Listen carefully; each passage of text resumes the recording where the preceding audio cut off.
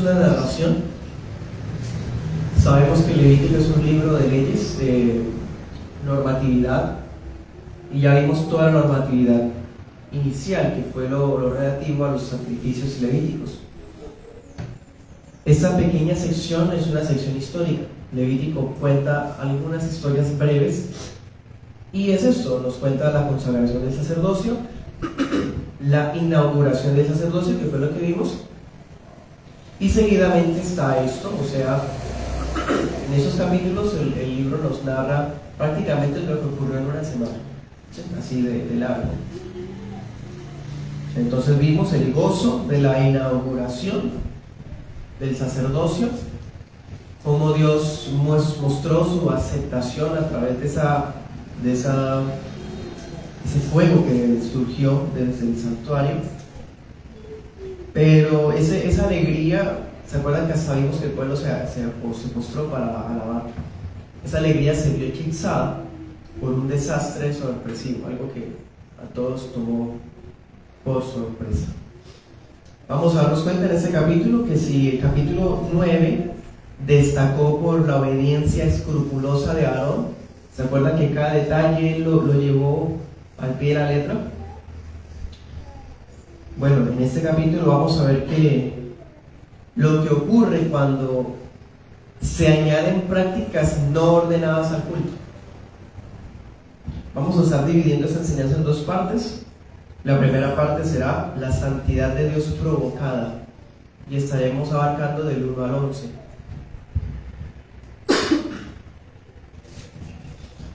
La segunda parte estaremos viendo supervisión de Moisés, versículos 12 al 20, y concluiremos con algunas aplicaciones. Hoy, debido a la extensión de esta enseñanza, me veré obligado a tomar las preguntas y respuestas, entonces hoy no habrá ese tiempo para ello. Bueno, comencemos. Primer punto: la santidad de Dios provocada. Leamos versículos 1 y 2. Nadab y Abiú, hijos de Aarón, tomaron cada uno su incensario y pusieron en ellos fuego, sobre el cual pusieron incienso, y ofrecieron delante de Yahvé fuego extraño que él nunca les mandó. Y salió fuego de delante de Yahvé y los quemó, y murieron delante de Yahvé. Bueno, se puede leer los versículos finales del capítulo 9, y con base en ello podemos deducir algo. Al ver la manifestación del fuego de Dios, Nadab y Abiú, que eran los hijos mayores de Aarón, dice que cada uno tomó su respectivo incensario y los encendieron con un fuego extraño que él nunca les mandó. Al parecer, se dejaron llevar por la emoción y el éxtasis espiritual frente a ese evento sobrenatural. ¿Sí? Fueron bastante impulsivos, imprudentes. Cuando ven esa manifestación de la presencia de Dios, ellos quieren prácticamente estar ahí, más cerca, y se adentran. El texto parece darnos a entender que corrieron hasta el lugar santo de su propia iniciativa. No consultaron con nadie, no tuvieron en cuenta el código levítico que ya hemos estado viendo. Nada, hermano, fueron impulsivos. Prácticamente están adorando con su propia iniciativa. Además, tengamos en cuenta algo: si entraron al lugar santo, quiere decir que su objetivo era ir al altar de oro para quemar incienso. Pero dice que ellos tomaron sus incensarios, tomaron incienso y un fuego extraño. O sea, parece ser también que toman un incienso distinto al que está ya en el altar del incienso. Y parece ser que toman un fuego que no es el del altar, porque debía tomarse de ahí, ¿se acuerdan? Parece que es un fuego que ellos prácticamente encienden por fuera, lo meten en su incensario y entran con eso. ¿Se dan cuenta? Son varias imprecisiones que cometen estos muchachos. O sea, prácticamente estas cosas son de su propia hechura. Y en ese instante entonces dice que volvió a salir fuego de la presencia de Yahvé, el cual los mató. Nos damos cuenta, hermanos, son varios errores, no fue simplemente tener un encendedor y entrar con un fuego que es distinto al del altar, fueron más cosas que se pueden resumir simplemente en la imprudencia. Algunos comentaristas ven, por ejemplo, no le preguntaron a Moisés. Moisés es el maestro de ellos, ni siquiera a su padre Aarón, que ya está ordenado como sumo sacerdote. No, ellos entran con muchísima libertad y confianza. Versículos 3 al 5. Entonces dijo Moisés a Aarón: esto es lo que habló Yahvé diciendo: en los que a mí se acercan me santificaré, y en presencia de todo el pueblo seré glorificado. Y Aarón cayó. Y llamó Moisés a Misael y a Elzafán, hijos de Uziel, un tío de Aarón, y les dijo: acérquense y saquen a sus hermanos de delante del santuario, fuera del campamento. Y ellos se acercaron y los sacaron con sus túnicas fuera del campamento, como dijo Moisés. Cuando los jóvenes murieron, Moisés dijo a Aarón que ese suceso había sido anticipado por el Señor. Es decir, Dios ya había dicho que Él iba a manifestar su gloria de manera mortal. Solo que Moisés nos da a entender que Él no sabía cómo, cuándo y sobre quiénes. Anote ese texto, Éxodo 19:12 y Levítico 9:6. En esos textos se puede ver que el Señor estaba advirtiendo sobre la seriedad de su presencia.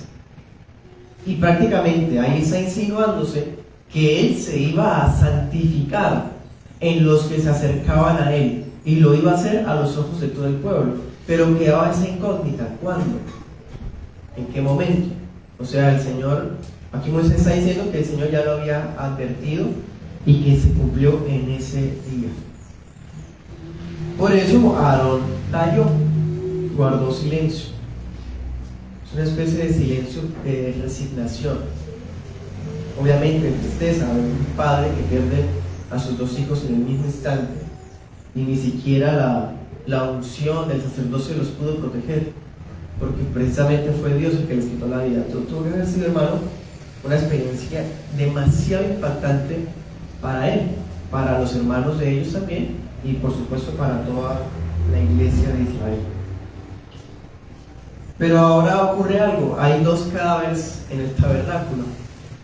Está recién inaugurado y ahora hay dos muertos allá. Por eso Moisés llama a los primos de Aarón. Anote este texto, Éxodo 6:22, allí ellos aparecen. Los primos de Aarón, que son Misael y Elzafán. Y estos dos pues entran por orden de Moisés al santuario para sacar los cadáveres y los llevan afuera del campamento. Un detalle muy interesante: en el versículo 5 dice que esos muchachos obedecieron, sacaron los cuerpos, y dice que estaban con las túnicas. Esto nos permite deducir algo: no significa que el fuego que mató a Adán y Abiú los hubiese consumido o los hubiera chamuscado, diríamos en Colombia, porque las túnicas estaban intactas. O sea, da a entender que ese fuego no dañó el cuerpo de ellos. ¿Se dan cuenta? Más bien da a entender como una especie de asociación de pensamientos. Si ellos se acercan de manera impulsiva ante el fuego y caen de repente, ¿qué se deduce? Que fue el fuego el que los mató. Pero no quiere decir que haya venido una llamarada y los haya incendiado a ellos de manera así bien dramática, como tal. No ocurrió así. Porque haber sido así, las túnicas, ¿se acuerdan que era la tela esa fina, blanca, sencilla? Esa tela no hubiese resistido ese impacto de una llamada de fuego. Bien. Sobre las túnicas, anoten Levítico 8:13, allá nos dice que fueron vestidos con ellas, y Éxodo 29:8.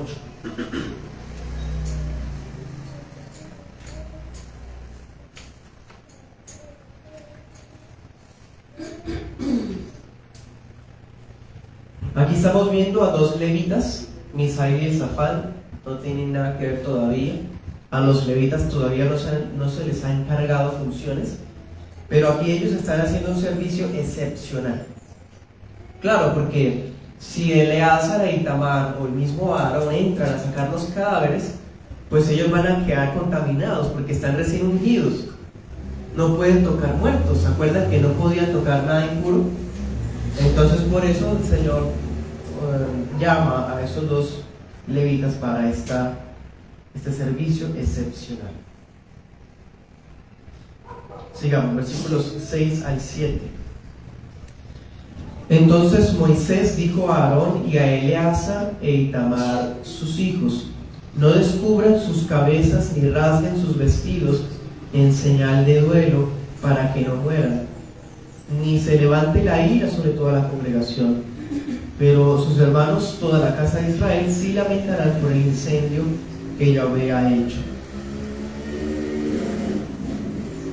Ni saldréis de la puerta del tabernáculo de reunión, porque morirán, por cuanto el aceite de la unción de Yahvé está sobre ustedes. Y ellos hicieron conforme al dicho de Moisés. Hermanos, acaba de ocurrir ese suceso.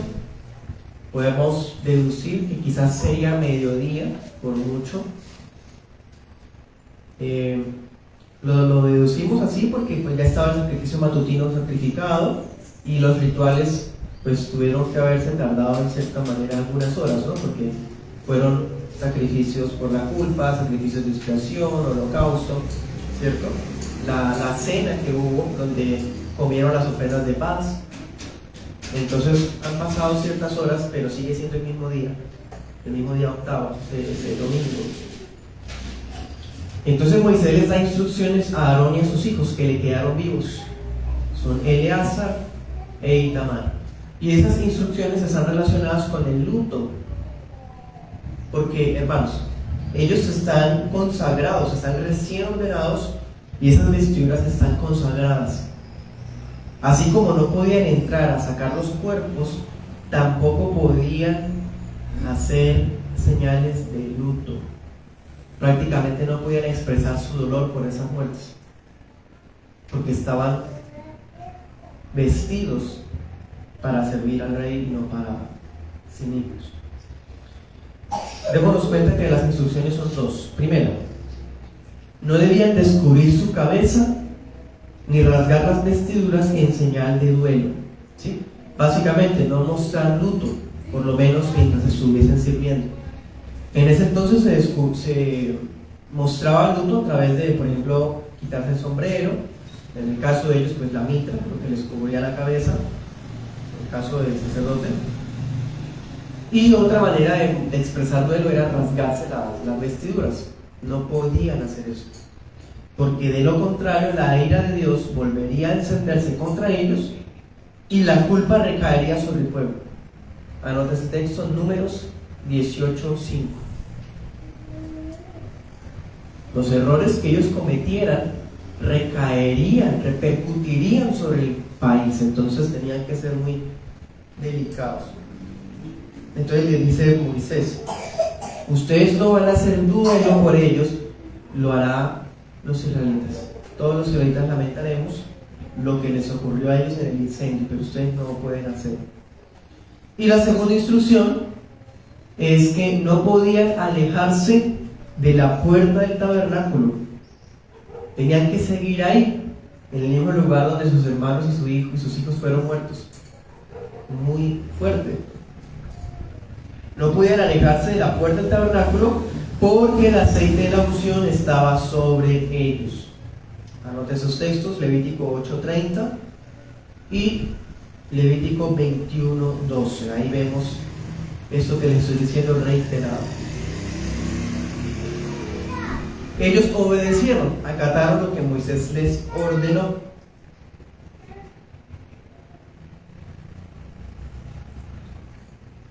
Bien, sigamos, versículos 8 al 11. Y Yahvé habló a Aarón, diciendo: tú y tus hijos contigo no beberán vino ni sidra cuando entren en el tabernáculo de reunión, para que no mueran. El estatuto perpetuo será para sus generaciones, para poder discernir entre lo santo y lo profano, y entre lo inmundo y lo limpio, y para enseñar a los hijos de Israel todos los estatutos que Yahvé les ha dicho por medio de Moisés. Esta es la primera vez dentro del libro que el Señor le habla a Aarón. Recuerden, hemos visto 3, 4 oráculos y todos fueron para Moisés nada más, pero este ni siquiera se le dirige a Moisés, se le dirige a Aarón. Eso es algo interesante. Algunos piensan que debido a que Aarón guardó silencio, fue prudente, fue sumiso, el Señor lo recompensó hablándole directamente a él en esta ocasión.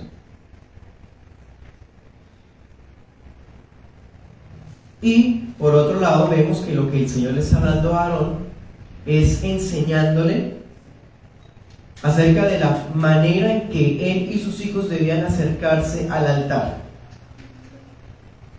¿Cuál es la manera? Dice: ni él ni sus hijos podían beber vino ni sidra durante sus funciones, so pena de muerte. Anote ese texto, Ezequiel 44, 21.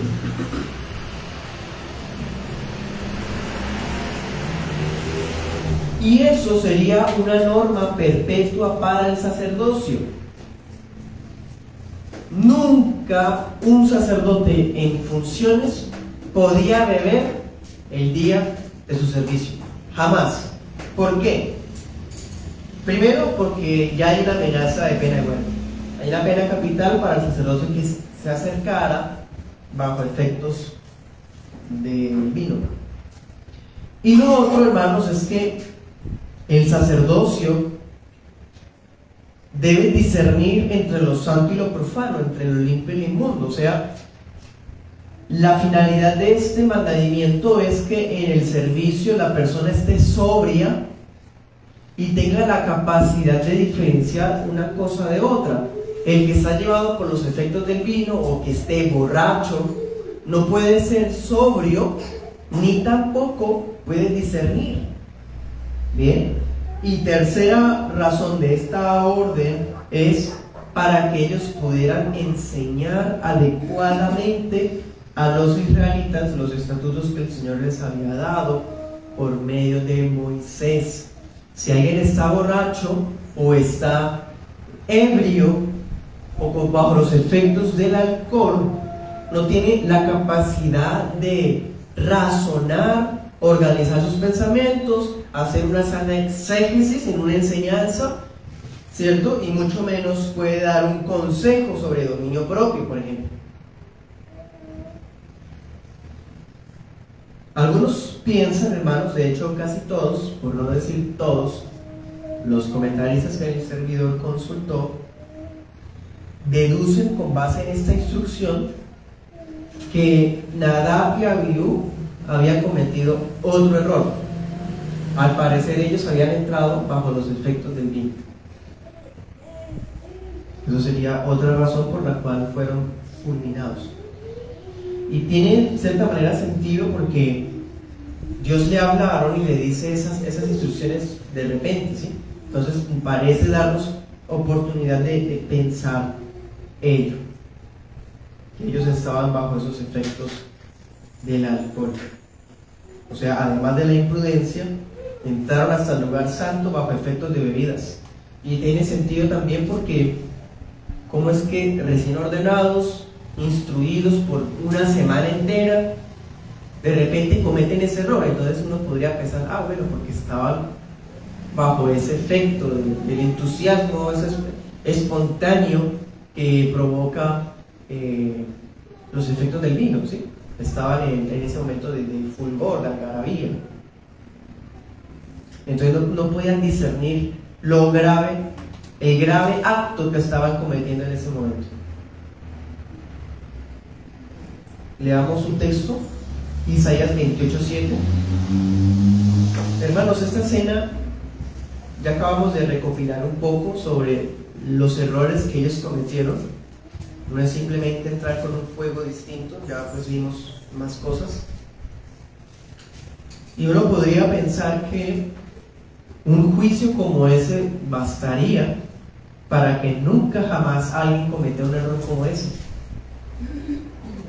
Pero vamos a ver que no. Isaías 28:7.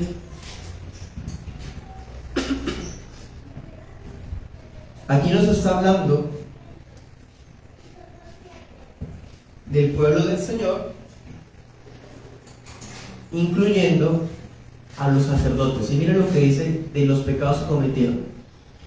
También estos erraron con el vino y con sidra se entontecieron.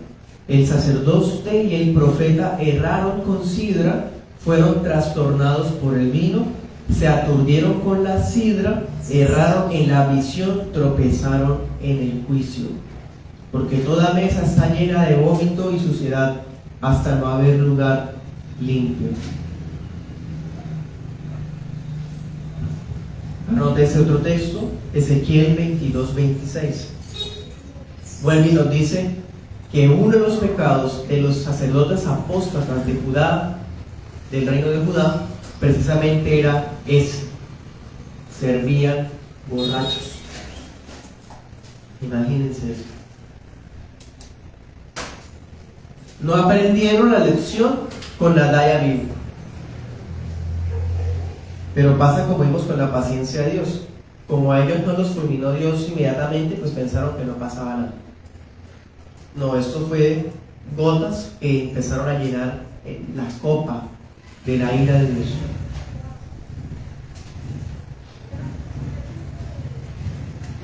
¿Listos? Vamos ahora al segundo punto: supervisión de Moisés. Esto va del 12 al 20 y leamos del 12 al 15 en este momento. Levítico 11, 12 al 15. 10, perdón, Levítico 10, 12 al 15. Dice: y Moisés dijo a Aarón y a Eleazar y a Itamar, sus hijos que habían quedado: tomen la ofrenda que queda de las ofrendas encendidas a Yahvé y cómanla sin levadura junto al altar, porque es cosa muy santa. La comerán pues en lugar santo, porque eso es para ti y para tus hijos de las ofrendas encendidas a Yahvé, pues que así le ha sido mandado. Comerán asimismo en lugar limpio, tú y tus hijos y tus hijas contigo, el pecho mecido y la espaldilla elevada, porque por derecho son tuyos y de tus hijos, dados de los sacrificios de paz de los hijos de Israel. Con las ofrendas de las grosuras que se han de quemar, traerán la espaldilla que se ha de elevar, y el pecho que será mecido como ofrenda mecida delante de Yahvé, y será por derecho perpetuo tuyo y de tus hijos, como Yahvé lo ha mandado. Esas cosas ya las hemos visto en los textos anteriores que estudiamos. Aquí básicamente Moisés quiere revisar cómo se efectuó cada ritual. Acabó de haber, hermanos, un fiasco. Mueren de repente los primogénitos de Aarón. Él quiere asegurarse que pronto no vaya a haber más muerte y supervisa. Entonces insta a Aarón y a sus hijos a que coman la ofrenda cereal que había quedado y debían comerla sin levadura junto al altar. Recuerden que eso hace parte de las cosas santísimas, ¿no? Algo que también ya hemos visto. Anoten Levítico 6, 16 al 18. Ahí está, ese tema ya lo estudiamos. Ellos debían, ¿se acuerdan? Tomar un puñado, ese puñado lo echaban al altar, lo quemaban junto con incienso, y lo restante, que era sin levadura, debían comer, porque era cosa santísima. Y lo otro es el pecho mecido. ¿Se acuerdan la ofrenda mecida? Y la espaldilla elevada. Bueno, esas eran las porciones que eran para ellos. Entonces, eso está en Levítico 7, 30 al 34. Parece que no habían comido eso, o sea, otro error.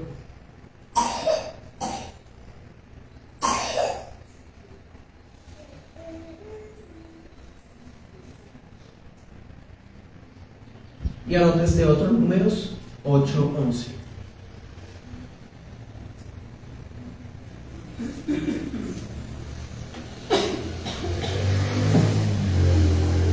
Volvamos a Levítico, leamos del 16 al 18.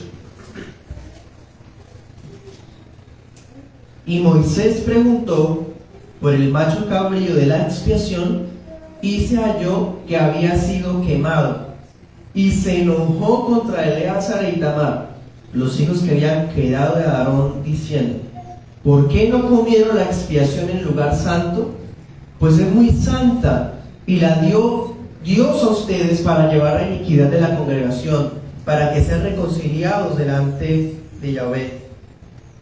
Vean que la sangre no fue llevada dentro del santuario, y ustedes debían comer la ofrenda en el lugar santo como yo mandé. Otro error. Moisés está buscando, está supervisando y no encuentra el chivo expiatorio, el que era por el sacrificio del pecado del pueblo. ¿Se acuerdan que era excepcional? Debía ser un toro, pero en esa ocasión se pidió un macho cabrío. Bueno, ese animal debía realizarse un ritual que está en Levítico 6, 26 y 30, y luego comerlo. Pero cuando Moisés revisa, se ha quemado completamente. Y dense cuenta que Moisés se enoja y se acerca a los hijos de Aarón. ¿Quién es el líder ahí? Aarón. Aarón es el sumo sacerdote. Aarón es quien está organizando todo, pero debido a su sentimiento, Moisés no quiere cargarlo más. Entonces, por eso él se dirige a Eleazar e Itamar. Es un detalle muy especial, ¿sí? Por eso se enoja con ellos, pero sabemos que en últimas el culpable es mismo Aarón, ¿no? Pero bueno, ellos debían haberlo comido en lugar santo como un símbolo de reconciliación entre Dios y el pueblo, porque la sangre no había sido introducida al lugar santo. Además hay otro detalle, hermano. ¿Por qué se enoja tanto Moisés? Moisés se enoja por el bienestar de su hermano Aarón. Es como si Moisés hubiese temido que el Señor hubiese matado también a Eleazar y Itamar. Entonces se enoja con ellos porque, como si les estuviera diciendo: ustedes van a dejar a su padre sin hijos porque no están haciendo las cosas bien. Ese es el enojo que tiene Moisés. Y Moisés tiene miedo que si siguen cometiéndose más errores, pueden morirse todos ellos y Aarón quedaría solo. Versículos finales 19 y 20 dice: respondió Aarón a Moisés: he aquí, hoy han ofrecido su expiación y su holocausto delante de Yahvé, pero a mí me han sucedido estas cosas, y si hubiera yo comido hoy del sacrificio de expiación, ¿sería esto grato a Yahvé? Y cuando Moisés oyó esto, se dio por satisfecho. Dense cuenta, Moisés cuestiona a Eleazar e Itamar porque no quiere hablarle directamente a Aarón por el dolor que está sintiendo, ¿cierto? Pero Aarón contesta porque él entiende que él es responsable, no sus hijos. Y otro detalle, Eleazar e Itamar no responden nada, y eso es muy bonito porque nos muestra el respeto que tienen por Moisés, ¿sí? Siempre ha sido mal visto responderle mal al maestro, mal al servidor, ¿sí? De manera grosera. Entonces ellos no dicen nada. El que habla es Aarón. Detalles muy especiales. Aarón respondió por ellos, diciendo básicamente que él, como sumo sacerdote, había cumplido el sacrificio por el pecado, el holocausto. ¿Se acuerdan? Levítico 9, del 8 al 14. Él sí había cumplido eso. Pero cuando ocurre lo de la pérdida y deben ellos comer del sacrificio por el pecado, él prefiere abstenerse. O sea, no fue tanto un error, por lo menos en este punto. Fue más como una abstinencia voluntaria, ¿sí? Es como si Aarón les hubiera dicho a Moisés: si yo hubiera comido con mis hijos en este estado en el que estamos, ¿eso le habría sido grato al Señor? Entonces Moisés entiende, pues se da por satisfecho. Bueno, entonces hermanos, eso fue la exposición de este capítulo. ¿Tiene alguna pregunta? Aprovechemos porque tuvimos buen tiempo. Pastor, en el verso 5, cuando dice que sacaron con sus túnicas, no pude entenderse que fueran las túnicas de Uziel y Misael. No, Señor. No, porque precisamente los versos que le di habla de las túnicas sagradas. Ellos no tienen túnicas porque ellos no tienen funciones levíticas por ahora, y aun cuando las tuviesen, Dios no les da túnicas a los levitas, solamente a los sacerdotes. ¿Algo más? Pastor, ¿por qué en el versículo 7 dice: no salgan del tabernáculo de reunión, no morirán porque el aceite de la unción del Señor está sobre ustedes? O sea, ¿cuál era la función ahí? ¿Como el aceite de la unción o...? Bien, Levítico 21:12 dice que el sumo sacerdote no debía salir del santuario ni profanarlo, porque la consagración por el aceite de la unción de su Dios estaba sobre. Bueno, aquí básicamente nos está diciendo es que debido a que ellos están recientemente ordenados y todavía se está cumpliendo, bueno, el ritual de ordenación ya se cumplió, pero todavía se está cumpliendo la inauguración, era todo ese día. Entonces, hasta que eso no se cumpliera, miren que por ejemplo no se habían comido los demás sacrificios, o sea, hasta que no terminaran todo, no podían alejarse de ahí, no podían salirse como si ya dejemos que eso esté ardiendo ahí y vámonos. No podían hacer eso. Entonces por eso debían quedarse. A Elías ahorita. Y Aarón también. Bueno. Y acá en la parte donde hablan lo del cabo de situación. O sea, ¿qué fue lo que pasó ahí? Se suponía que sacrificaban el cabrito y empezaban a repartirlo de la espaldilla, las rosuras y eso. No, lo de la espaldilla y la rosura es del becerro. Del becerro. Sí. Y entonces Y ahí ¿qué fue lo que pasó con el cabo? ¿Se acuerda que el cabro debía sacarse la grasa, debía sacarse el espinazo con la cola? Eso debía quemarse, pero la carne del animal, por ejemplo la piel, la carne, se la podían quedar ellos debían comerla en la acción de gracias, en cena de comunión, ¿sí? Pero no lo hicieron, lo quemaron completamente, ¿sí?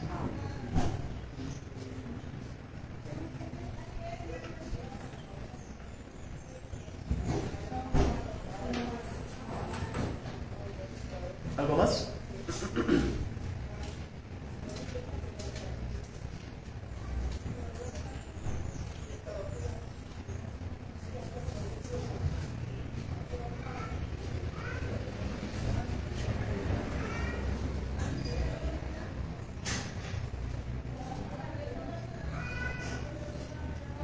Pastor, pero entonces más abajo dice, en el 19, dice: Aarón le respondió a Moisés: mira, mis hijos han ofrecido de su expiación y su holocausto delante del Señor, y es a mí a quien me tenía que suceder todo eso.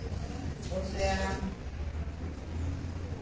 él como que los está defendiendo, o ellos se ofrecieron el holocausto. Lo que pasa es que recuerde, hermana, que habían dos sacrificios por expiación. El de los sacerdotes por ellos mismos era un chivo, ese lo hicieron bien. Aarón está diciendo: nosotros sacrificamos esos holocaustos y es la ofrenda por el pecado de nosotros, pero había otras ofrendas que eran por el pueblo. El pueblo había traído un chivo, ese chivo era por el pueblo y ese fue el chivo que ellos quemaron, ¿sí? Por eso ustedes debían comerlo, porque al comerlo simbolizaba la consagración, la reconciliación. Entonces al no comerlo era como si quedara invalidado el sacrificio, y es lo que teme Moisés. ¿Listos? Hermano, y digamos, a Aarón y sus hijos no haber comido, bueno, él le dio la explicación a Moisés y Moisés estaba satisfecho, pero de cierta manera él decidió hacer algo diferente a lo que Dios le había mandado. No también debió traer repercusiones de eso, a pesar del momento en que estaba poniendo. No porque, a ver, diferente es acercarnos y adorar a nuestra manera, y lo otro fue hacer algo distinto, un protocolo diferente por un motivo real, personal, ¿sí? Es lo que vemos en la ley acerca del principio de misericordia.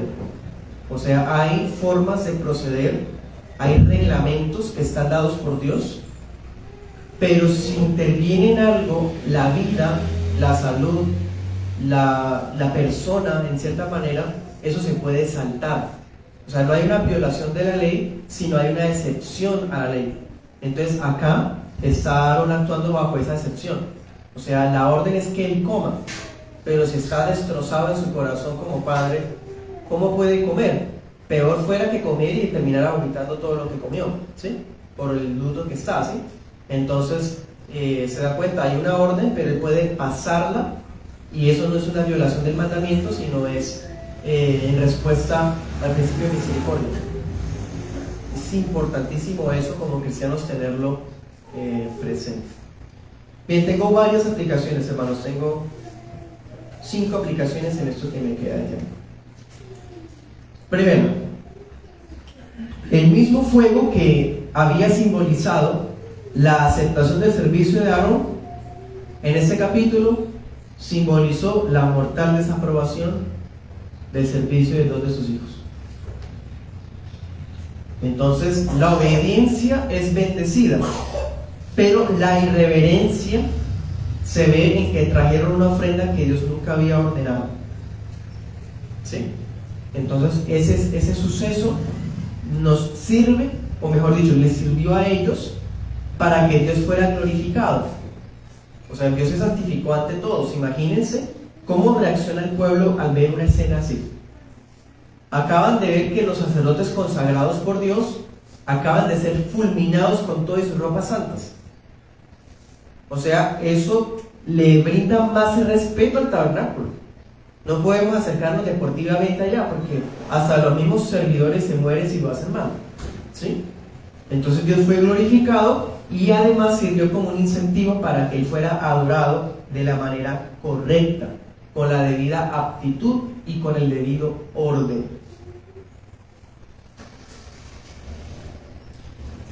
Y a propósito, hermanos, un paréntesis. Vemos también gracia de Dios. ¿Cómo podemos ver la gracia en esa matazón que hubo en ese momento? Gracia de Dios, podemos verla, hermano. Nadab y Abiú cometieron solo un atrevimiento. Resumámoslo con un atrevimiento, uno. Y con ese atrevimiento fueron fulminados. En cambio, a Aarón le permitió vivir y le dio la vestidura de sumo sacerdote, a pesar de que él había pecado con el becerro de oro. ¿No es eso la gracia de Dios? Gracia soberana, escandalosa, pero que todo el mundo calle ante la gracia soberana de Dios. A uno le permitió seguir y hasta lo levantó, y a otro los fulminó instantáneamente. Gracia de Dios soberana. Segunda aplicación. Notemos algo. El fuego que trajeron Nadab y Abiú no era fuego prohibido, era fuego no ordenado. Piénsenlo bien. No había un manual que dijera de qué manera hacerse el fuego y que ese era el fuego que debía llevarse, sino que ellos llevaron un fuego que Dios no pidió. O sea, ellos hacen un acto espontáneo, bien intencionado, pero en la presencia de Dios ninguna ligereza ni ninguna insolencia es aceptada. Eso es lo que para nosotros denominamos el principio regulador. Ese es el principio regulador. No es que tengamos un manual que nos diga qué es lo que no se puede hacer. Es que debemos que sujetarnos a lo que Dios nos dice que sí debemos hacer. ¿Ven? Nuestra adoración no consiste en el seguir letra por letra un manual litúrgico,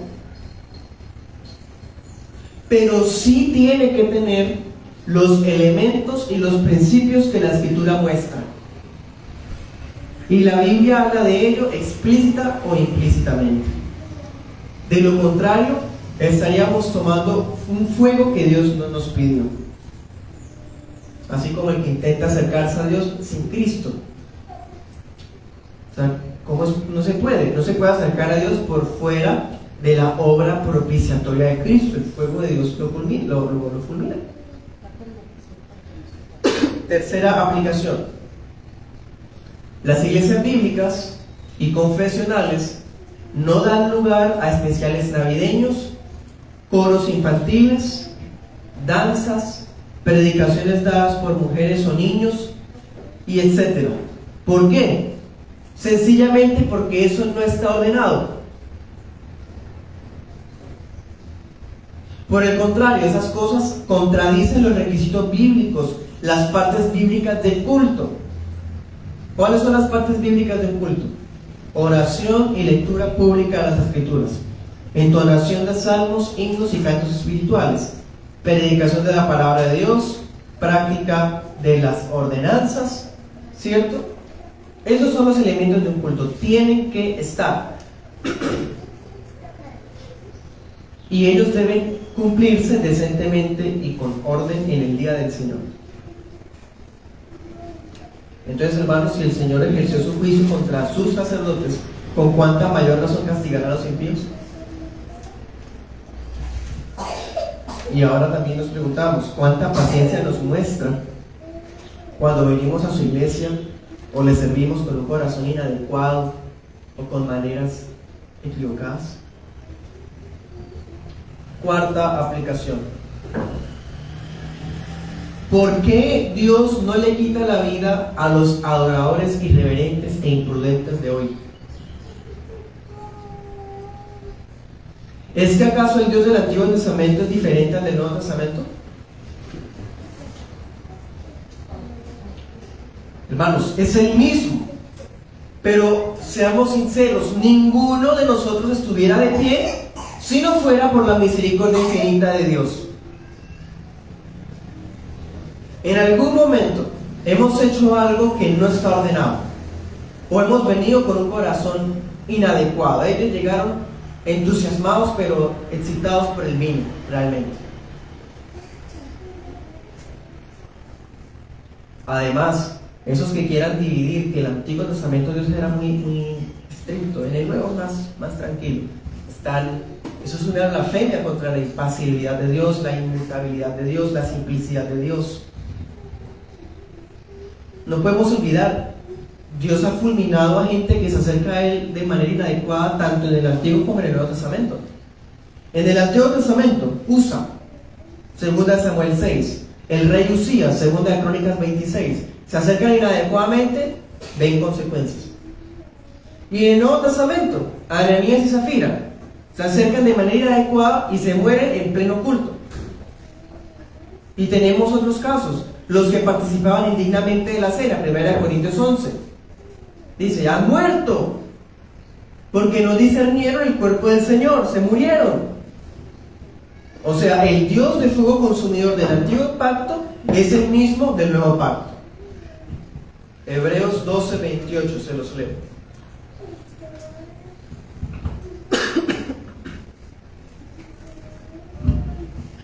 Así que nosotros, teniendo un reino inconmovible, tengamos gratitud y mediante ella sirvamos a Dios agradándole con temor y reverencia, porque nuestro Dios es fuego consumidor. Y última aplicación, la prohibición a no servir bajo efectos del alcohol también está en el Nuevo Testamento. De hecho, 1 Timoteo 3 y Tito 1 dice que los ministros del Evangelio no deben ser dados al vino. Tampoco los pastores del Nuevo Pacto pueden servir bajo efectos del vino. Y no solamente los pastores, eso aplica a los creyentes. Efesios 5 dice: no se embriaguen con vino, más bien sean llenos del Espíritu. Y Tito 2 dice: a las ancianas, aquellas ancianas que fueron mujeres de un solo hombre, que no fueron dadas a vino, ellas enséñenle a las más jóvenes. Tito 2:3. O sea, no solamente los pastores, allá que se está hablando de los demás hermanos, las hermanas. La iglesia entera también está llamada a servir, no bajo efectos de nada que no nos deje ser nosotros mismos. Pero ¿qué vemos hoy día? Vemos excesos en la vida personal de los que hoy se hacen llamar adoradores y salmistas. Y esas cosas no solamente salen a relucir en sus vidas privadas, sino también veamos solamente la espontaneidad de los cultos de ellos, la emotividad desbordante, los episodios estáticos espiritualistas que llenan los cultos de ellos. Todo eso lo disfrazan bajo el nombre de presencia y mover del Espíritu, cuando realmente están jugando con fuego. Dios nos guarde, hermanos, en eso. Amén. Vamos a un receso.